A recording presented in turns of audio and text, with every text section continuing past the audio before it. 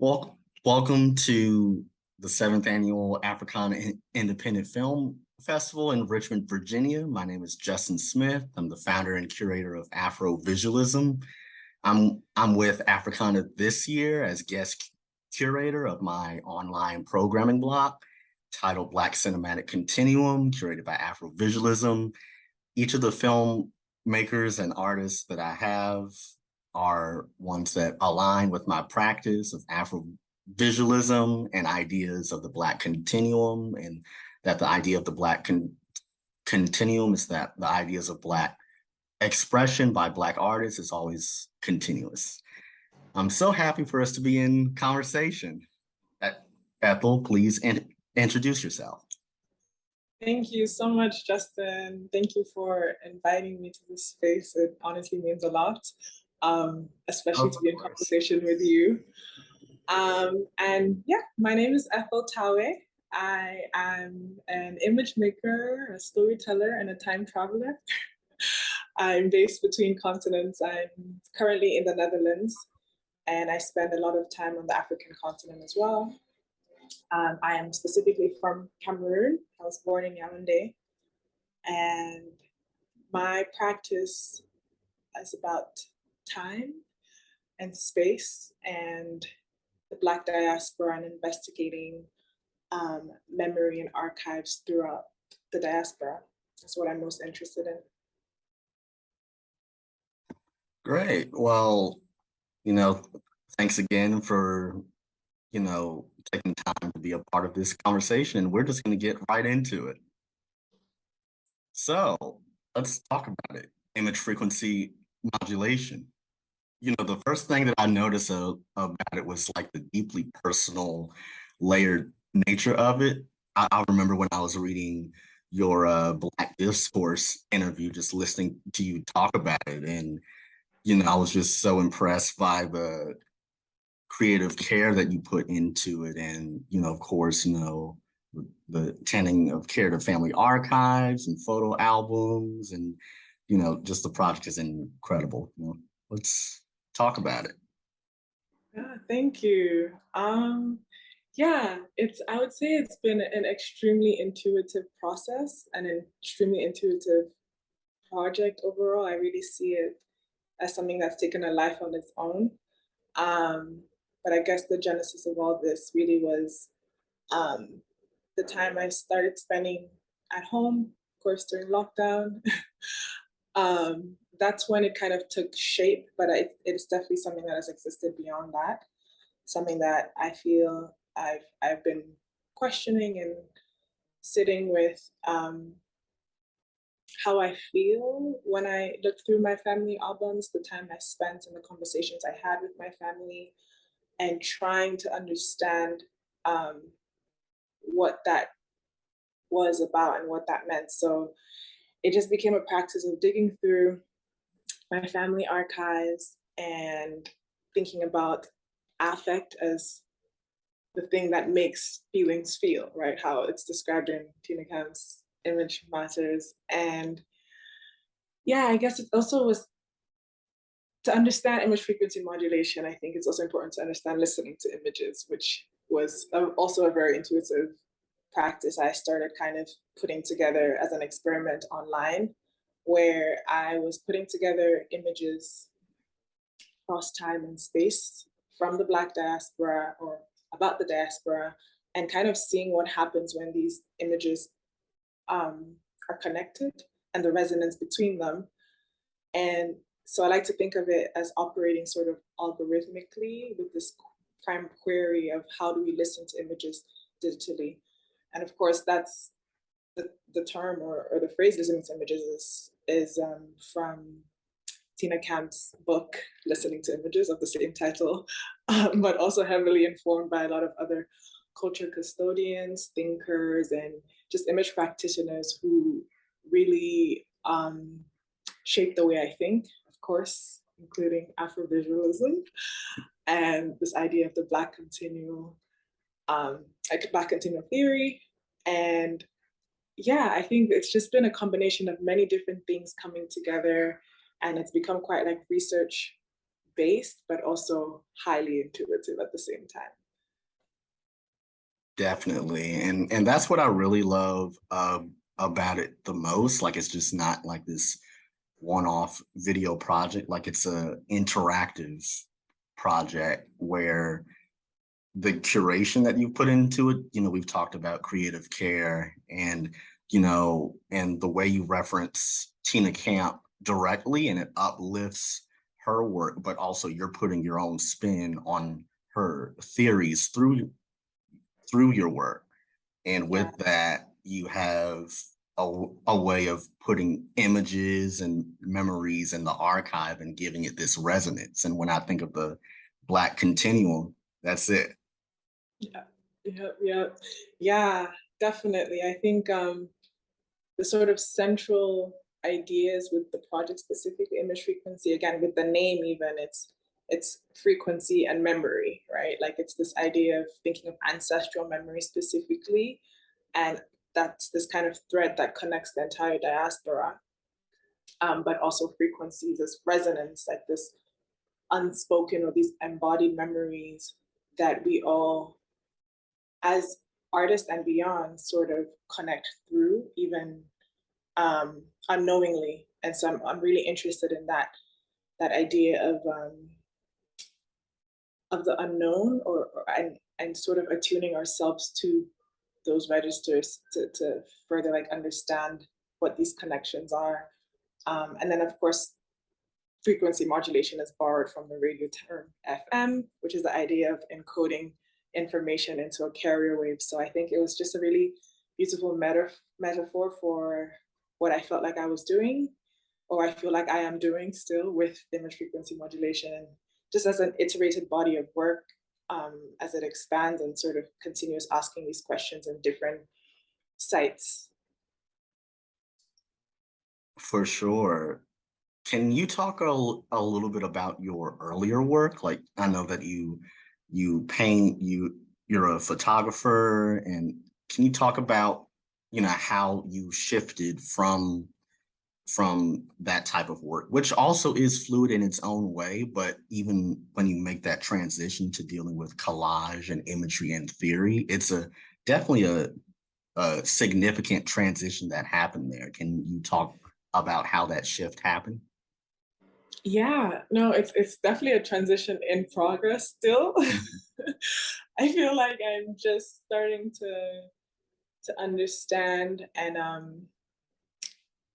kind of transfer some of what I learned, or I am still very much learning.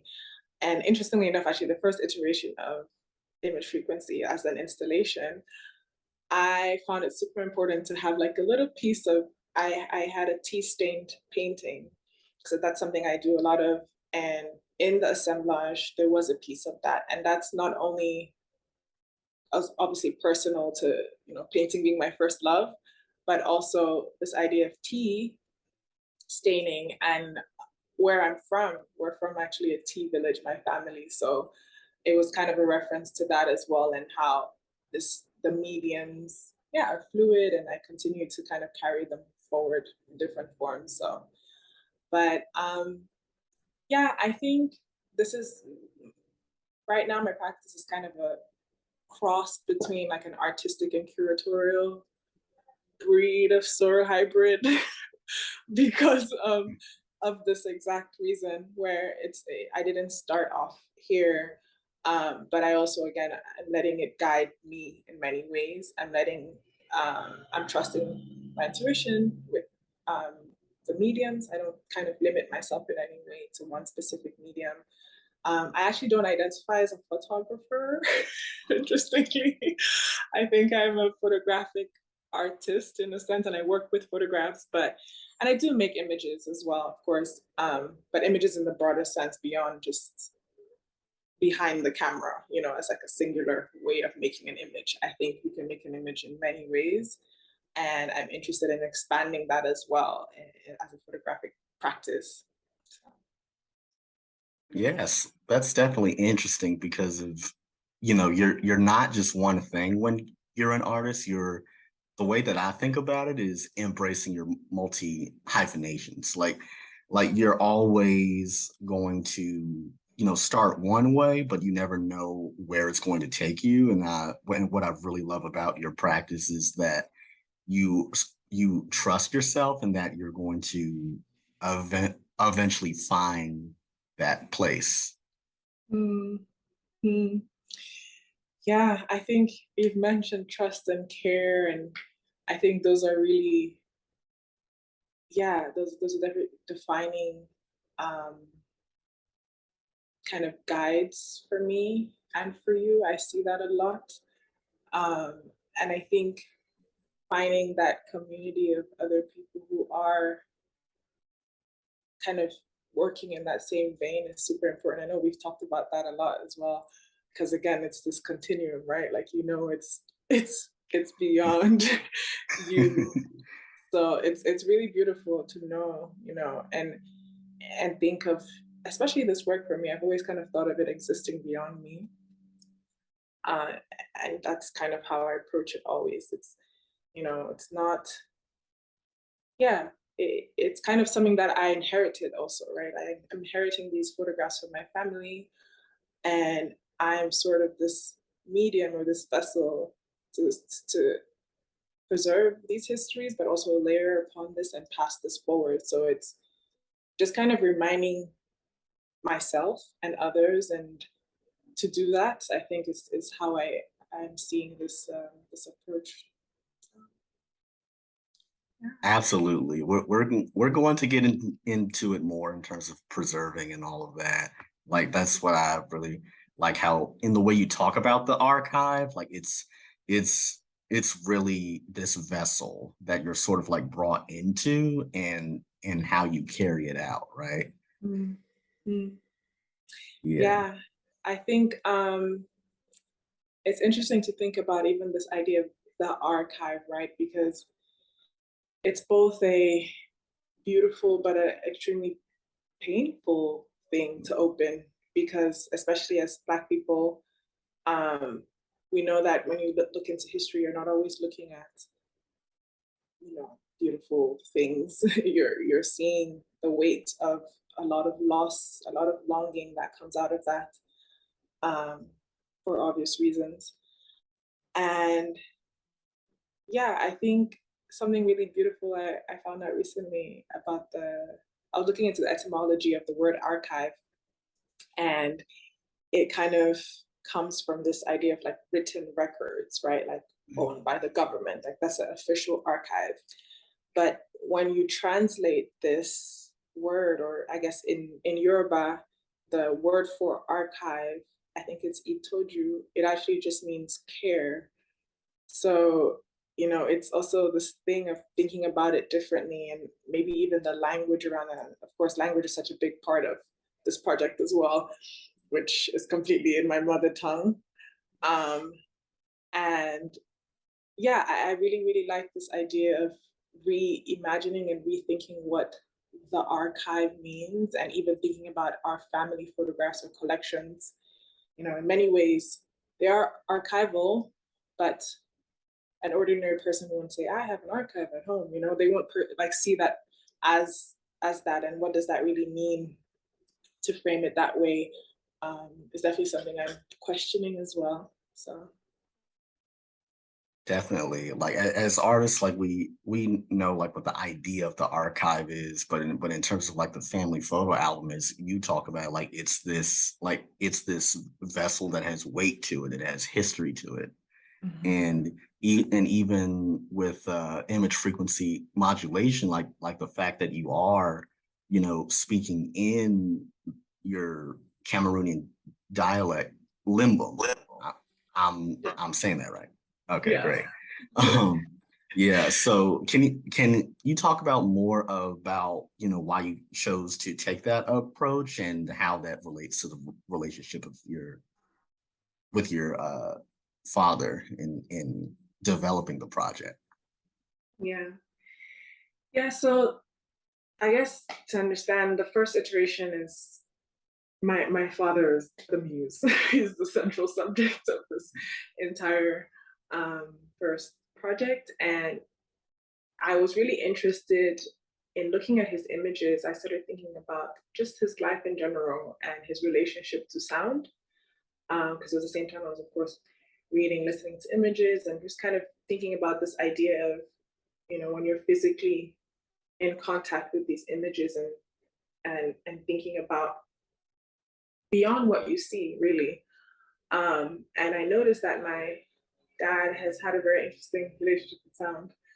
And so, of course, in his younger days, he was a radio host. He had his own reggae channel station, or program rather, on Cameroonian radio.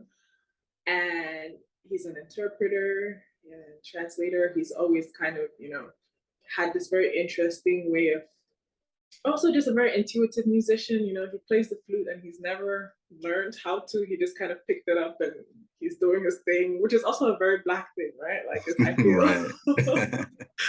So it was very intriguing for me to think about how to respond to that. I think how I was feeling, because yeah, I had all these images of him, and I was having conversations with him, kind of trying to locate where these were, and what that did was bring up a lot of memories for him as well that he had kind of lost. So this idea of like a retrieval that was happening, which I also thought was super interesting, and it's part of the installation as well with the work, where I really want the audience to also have that retrieval, that moment of like, even if this is not your family, this is not, you don't see yourself in it directly, but I think we all see ourselves in each other, right? And this reflection is a big part of what I wanted to encode in the work.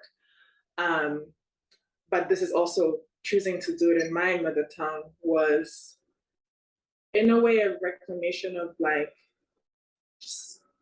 space, and this idea that English is this hegemonic language that always has to be. But I felt like it was important to keep it that way, but also to sort of archive that language as well, like my language, because it is a dialect. It is one that is being lost. It is one that is extremely sensitive to like the intonations. So saying a little thing a little bit off changes the whole meaning of the word. So I essentially found a book while I was doing this research at home, which was edited by my dad many years ago. And it was a book of proverbs in our language. So I started, and it had translations for these proverbs in them, which obviously my dad's a translator, so he was a big part of putting this together. And I started going through them and just kind of thinking about how can we actually preserve this sonically as well. And that's where like the overlaying happened, where I got my dad to teach me how to pronounce these proverbs properly. So what the recitals are just recordings of him teaching me how to pronounce these proverbs and the words in the proverbs, and kind of carry the essence of the proverbs as well, because there's a way you say them that that has like a force to it. So I really loved that idea of transmission again, right? Like from father to daughter, and then in this time capsule now for whoever else in the future, to kind of reference and yeah, carry the essence of these proverbs in this dying language forward in some way, in my own small way.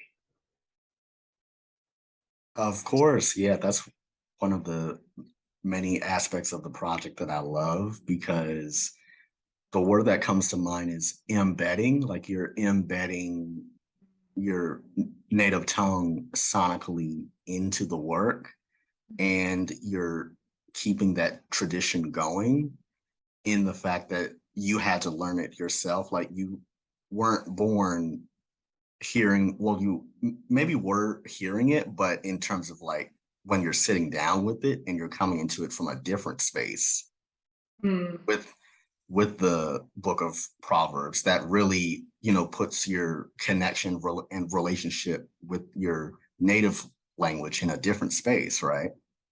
Yeah, no, definitely. And then for it to be Proverbs specifically, they're always a bit huh? Like, when you even translate it, they're still a bit strange. Like, unless you really know, they don't really make sense. So it's also a very, very specific version of my mother tongue that is being recited in these proverbs. But yeah, just also very poetic. It kind of reveals a lot about our cosmology as well, you know, the way we understand the world. It's interesting to look at the book and see what repeats itself, you know, the different references, different kind of objects or elements that repeat themselves in these proverbs are also very native to the land. So it kind of brings you back as well to Cameroon for those who've been, but also maybe expands those who are viewing their imagination to what it could be like, you know, in this space. Definitely. Yeah. And given that you were born in Cameroon, but then you also, you know, have this other relationship to the Netherlands. So like it's this Black Atlantic Afro-European connectivity that's happening too. So how has your upbringing in Cameroon affected or changed your perspective while, you know, being in the Netherlands, you know, with this project? Actually, someone recently asked me something interesting about what does it mean for my family photographs or archives to be in the Netherlands at this moment, right? Like, so when I say I was sitting with my family photos, that's here in the Netherlands. That's not in Cameroon where they were made, majority of them, but also there was a lot of images made. My dad studied in Canada, my mom studied in England, so there's always been this also a lot of travel in my family, but also a lot of yeah, it's been a big part of my experience, but also my parents. And again, to speak to you, what you're saying about this Black Atlantic experience is now I'm in the Netherlands, but I lived in multiple places. I lived in East Africa for a while. I lived in the US for a little bit. I was in high school there actually. And place and the idea of home has also been extremely shaky for me, for lack of a better term. In many ways, obviously, I've loved this experience. But I think the reason why this work might have been birthed at this moment is also a sort of seeking for home. It's very much a cathartic sort of investigation, in the sense that like I've been, yeah, I guess in my later years I've been kind of trying to understand what that means for me and on my own terms, right? Like, where is home? It's a question I get often, but rather than placing that in a specific space, I've kind of broken out of that and just kind of, I think of home as an intention.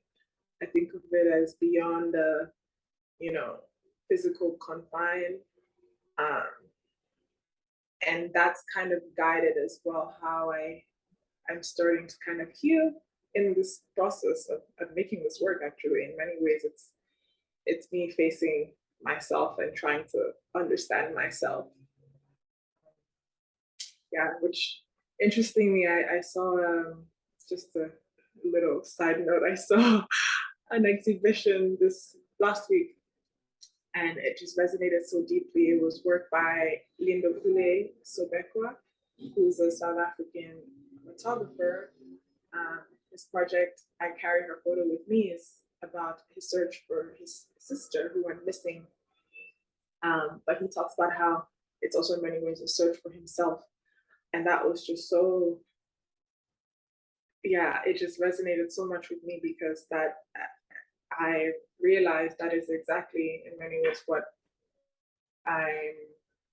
I'm doing in my work as well, or it's kind of revealing to me as it goes on that that's what it is. Definitely. Yeah, the intention of of, a project like this, it especially in the way that you've integrated audio into the work and texture with the water and the tea and the call and response with your dad. So it's like this transgenerational passage of time that's happening, that you're a part of this interconnectedness that you wouldn't have found through other means. But in the way that I think about it is, like how you were saying that the archive is also this definition of care that gets lost. Like, I think about it in a way where you're sort of like going through like the resonance of these images, these family heirlooms, and in a way, like the archive has its way of speaking back to you. Mm.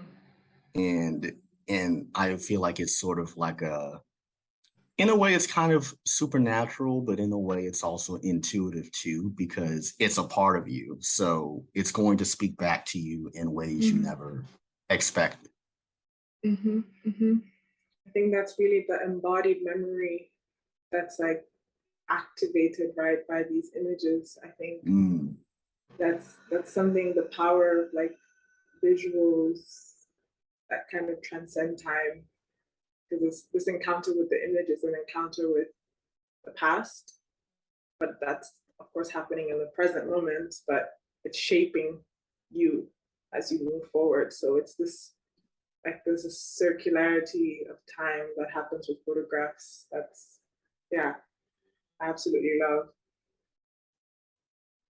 Yeah. For sure. Yeah. And also in reading your Black Discourse interview, because that gave me like the full breakdown of your project, just hearing you talk about it. And that was very refreshing to like hear all of that and to, get all of the angles that you approach the project. And what I really landed on was, of course, we've talked about, my introduction to your work was through your listening to images page, and how you sort of had like this response to Tina Camp's theory and her book, Listening to Images, through the images that you were sharing. And in that particular and entry that you did, you said, "What if these sounds had images, and what if these images had sounds?" Of course, referencing her book, Listening to Images. Can you talk more about Tina Camp and also Santu Mafokeng, like as the prompts that you use for the project? Yeah. Wow. Where to begin? Yeah, I think, well, first, I was just so, it was just such a like aha moment to come across Tina Camp's work. I feel it just really, you know, put together a lot of different thoughts and feelings I had been questioning. It was just the way that she like pushes us beyond, our kind of, I guess, intuitive, what she calls a counterintuitive process, right? Of of listening or viewing images or listening to them essentially. Um, and that was just a moment of, you know, when I guess life was imitating art, for lack of a better word, because it is art, really and truly. And so, yeah, I think there was listening to images, of course, a Black gaze as well. And I was lucky enough to have a conversation with Tina last year, which was just also extremely defining for me. There's Image Matters, which of course goes more into family photographs specifically. So just a lot of what she theorizes and just kind of disrupts a lot of the notions we kind of adopt, helped me think about how to apply that artistically, right? To have a sort of artistic intervention into this space where I'm layering histories and moments and kind of playing around with these things to create, to have others experience essentially what I was feeling.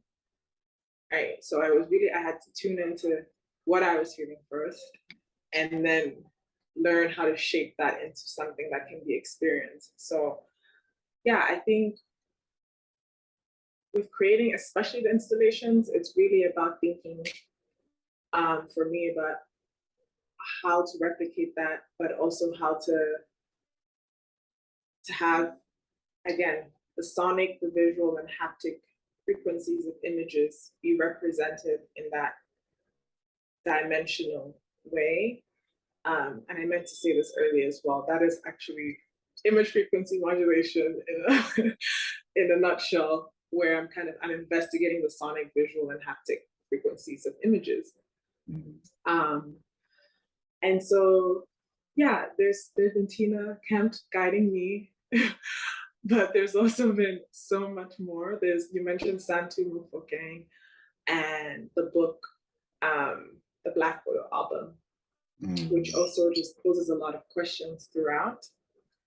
And I really love that format of just questioning, because an image often brings out more questions than answers, and especially archival or historical photographs. And that was a big reference for me as well in terms of process and just ensuring that nothing is left behind, nothing is erased in my own process. Kind of with what you mentioned with the Black discourse, that was my attempt of also archiving the process as a journal entry, both written but also sonically. Yeah, because I think it's super important to, you always say this, with your, the process is the work. And it's like kind of giving that what it deserves as well. I think that's really been how this referencing to multiple different theorists and artists has also kind of come together for me.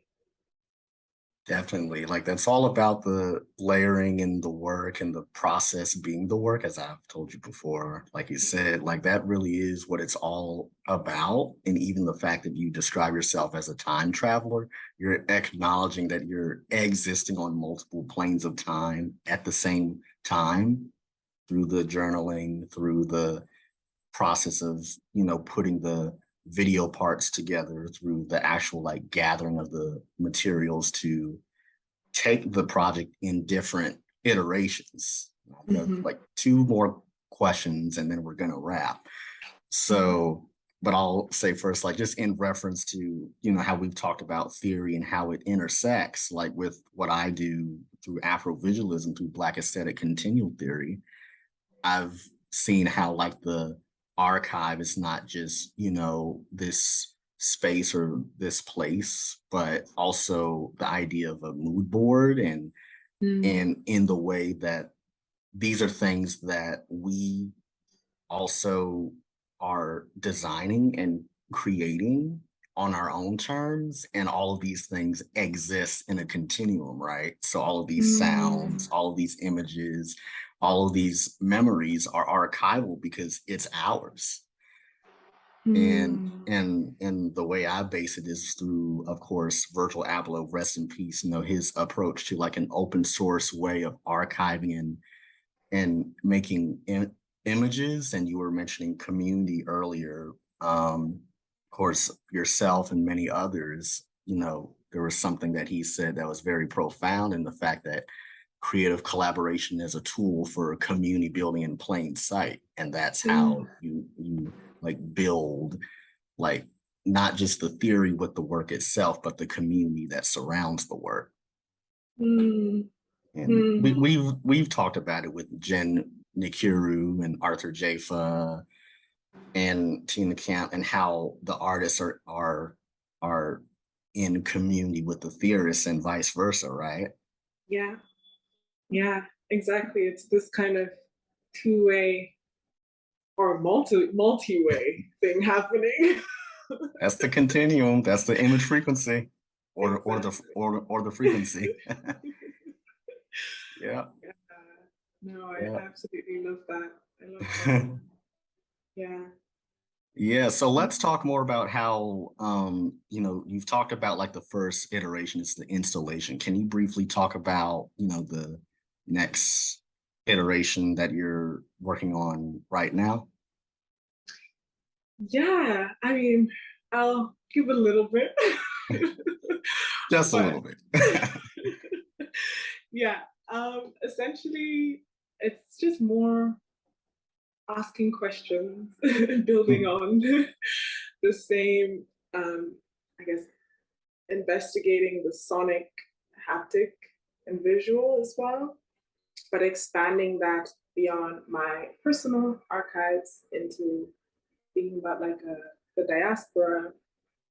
Um, and I say diasporic family, but not in a literal sense, of course, because I think there's something about diaspora that's extremely complex and vast, and to encompass that is beyond possible. Where in this case, I've brought it to the personal by kind of following my own experiences, right? My lived experiences in the diaspora, and again, Tanzania and Kenya. I moved to um, the US, I lived in the UK and the Netherlands, and then spent some time in the Caribbean. So there's this sort of like Black Atlantic constellation happening. And I'm kind of tracing that and tracing different Black archives in these spaces, and essentially applying this methodology as well, or this practice to that, but by inviting others into the work. So yeah, just having them kind of share and build on this archive as well. I'm thinking about this future, again, this idea of transmission and building a future archive collectively. So what you're saying about community, again, it's also very important for me in these spaces. I'm pulling from my own community, people who I'm in communion with and who inform the work itself. So yeah, and luckily enough, I have the support of Magnum for the second iteration, which I'm very, very excited about. It's been going incredibly well. And yeah, I can't wait to have it out in the road. Definitely. I'm looking forward to it, and congratulations. Thank you. Thank you. Thank you. Yeah. And my final question for you is, what does the Black Continuum or the Black Cinematic Continuum mean to you? The Black Continuum is Black telepathy, Ooh. Black amalgamation. I'll leave it at that. I love it. I love it. Ethel, thank you so much for this interview. So much, Justin. I appreciate it. Of course.